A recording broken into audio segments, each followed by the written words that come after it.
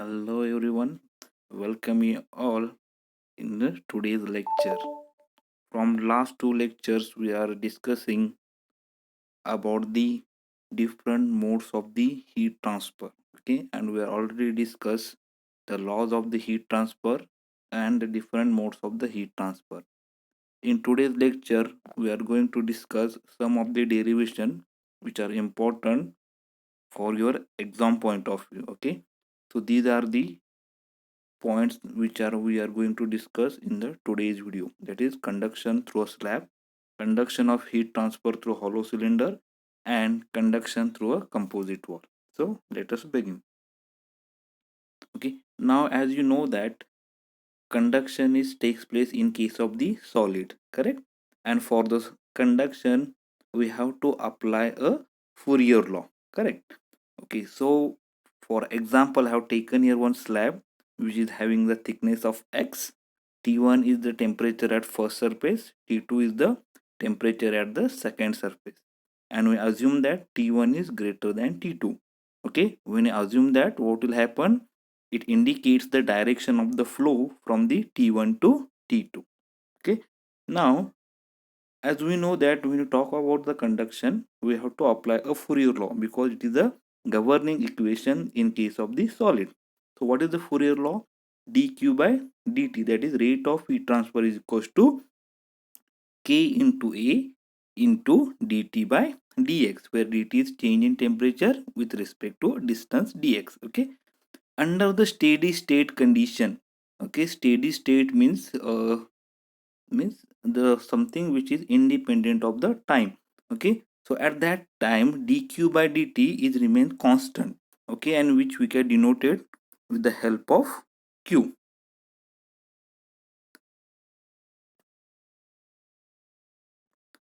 Help of q, so q is equals to ka into dt by dx.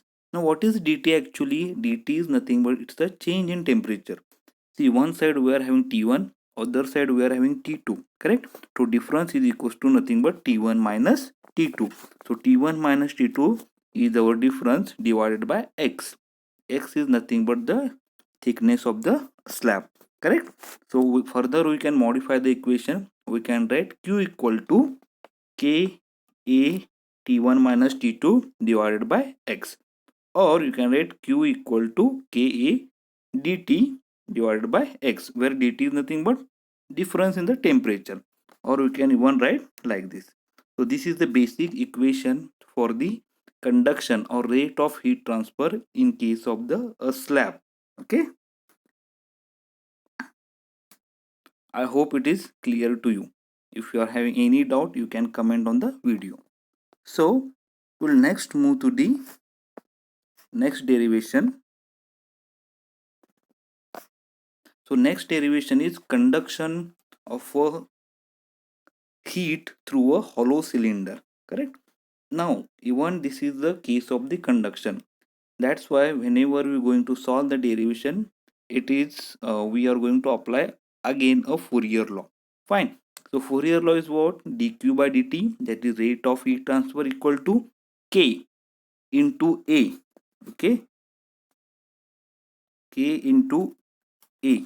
Now a is here 2 pi r into n. Sorry, n is missing here. So where n is the length of the cylinder into, in Fourier law what we discuss, it is dt by dx. Okay, where x is the thickness, but here we have to take the radius into consideration. Therefore you have to write dt or dou t divided by dou r, that is change in temperature with respect to the radius. Okay, now this is the final equation we will obtain after the deriving this. So what is the final equation? Q equal to 2 pi kn, 2 pi kn into T1 minus T2 divided by ln of R2 by R1. Okay, I hope this is clear. Okay, if at all you want to know the entire derivation, okay, so here I have made the derivation. Okay, Q equal to minus K into 2 pi Rn. This is nothing but the area of the surface area of the cylinder, dou T by dou R. Okay, Now what we'll do is we'll separate the term. We'll take the dr term one side and a dt term one side. Okay. And then in order to find the total amount of heat transfer, we have to integrate it from R1 to R2 with respect to R and T1 to T2 with respect to dt. Correct. Now when you integrate dr divided by dr, now here I have given the formula. Integration of 1 by x is log x. Correct. So instead of x, here we are having the r. So it is log r for the limits r1 to r2. Similarly here also minus 2 pi l into k t1 t1 to t2. Now integration of the dt is t. Here I have written. So for example, I have written 1 dx is x. So 1 dt is t from t1 to t2. When you substitute the upper and lower limit, we will get log of r2 minus log of r1 equal to minus 2 pi lk into t. When you substitute the upper limit, it is t2 minus lower limit t1 divided by q. Okay, and at the end we have to find out the value of k. Q equal to 2 pi lk t1 minus t2 into log of r2 by r1. Okay, I hope it is clear. Now we'll move to the next slide.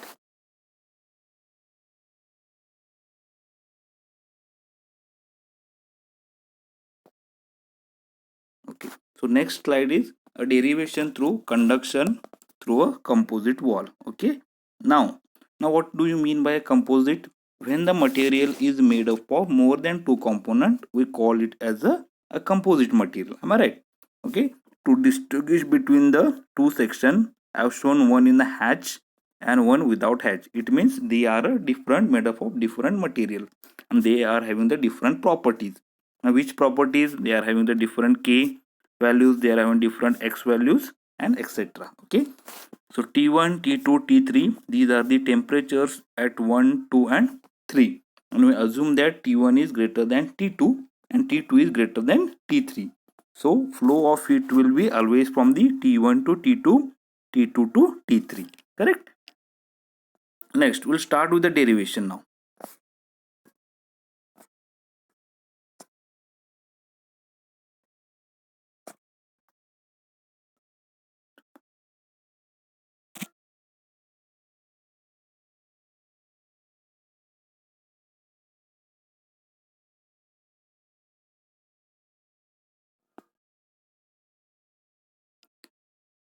Now this is the second part. Now even we have to apply, as I told you, you have to apply a Fourier law, and we have to apply Fourier law step by step. In first step we have to apply a Fourier law for the first section.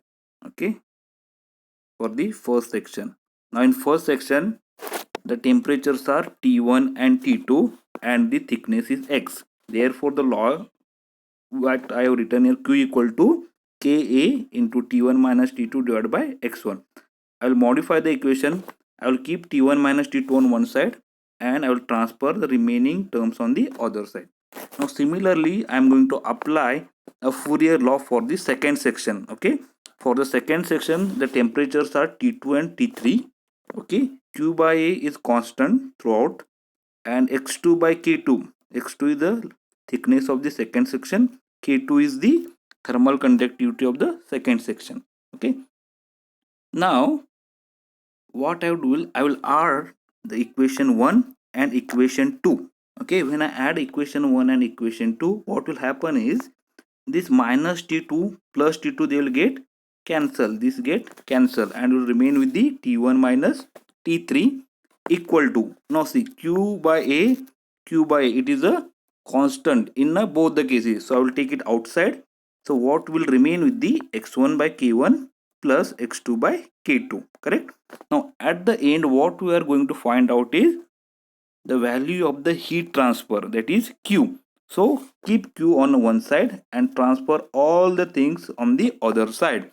So this is the equation for the heat transfer in a composite slab per second. Okay, if I want to calculate for any time t, I will introduce here t, where t is any time. Okay, now I will modify the equation. I will take this a to the denominator. So it will become T1 minus T3 into T divided by summation of x by K from 1 to 2. Correct? This is same as the this. Correct? Where x by K is known as the thermal resistance of the wall. Okay? I hope this derivation is clear. If you are having any doubt, you can comment on the video and we'll get back to it. Okay? Thank you.